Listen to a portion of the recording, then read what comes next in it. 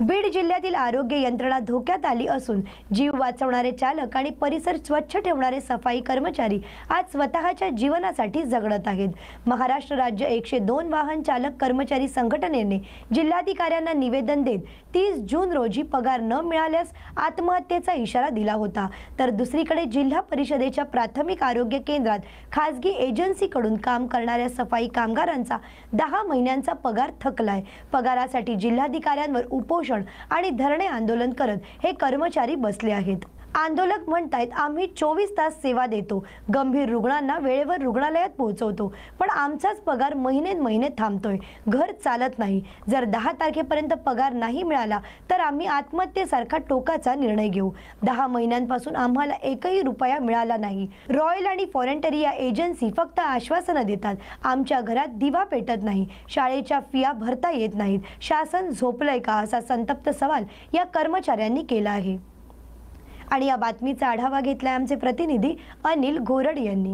102 रुग्णवाहिका वाहन चालक 63 आहोत, त्यामध्ये सर्वच रुग्णवाहिका आज बंद आहेत। याचं कारण असं आहे की आमचा गेली 10 महिन्यापासून आणि जे 37 वाहन चालक सिव्हिल सर्जन यांच्या अंतर्गत आहेत त्यांचा गेली 3 महिन्यापासून पगार झालेला नाही।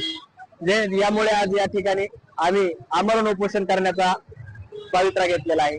आणि जोपर्यंत आमच्या मागण्यात नाही, लेखी स्वरूपात नाही, कसल्या स्वरूपात नाही, जोपर्यंत आमच्या मागण्या आमच्या खात्यावर पगार आमच्या खात्यावर पडत नाही तोपर्यंत आम्ही या ठिकाणी उठणार नाही। आणि इथून पुढची जी दिशा असेल ती खूप वाईट असेल आणि ते तुम्हाला दिसेलच।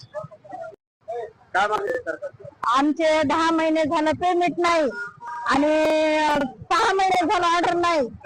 आम्हाला आत्महत्या करण्याची वेळ आलेली आहे, कारण आमची कुणी दखल घेत नाही। काम आम्हाला कंटिन्यू करावं लागतंय आणि मला गुत्तेदाराला विचारलं आमचा पेमेंट कधी होणार आहे, तर हा करू म्हणणे 10 महिने झालं। 10 महिन्यानंतर पुन्हा 8 महिन्यावर आले। 8 महिन्यानंतर आता तर काय पगार देण्याचं बी नाव नाही, आमचे ऑर्डर देण्याचं बी नाव नाही। स्वप्नेल विरुळ परळीचे गुत्तेदार आहे, तर ते मग काय असं बोलायला गेलं, समोर आलं की मग काढून टाकण्याच्या धमक्या आहेत, तुम्हाला आम्ही कामावर होणार नाही, लगेच दुसरा माणूस तयार करते।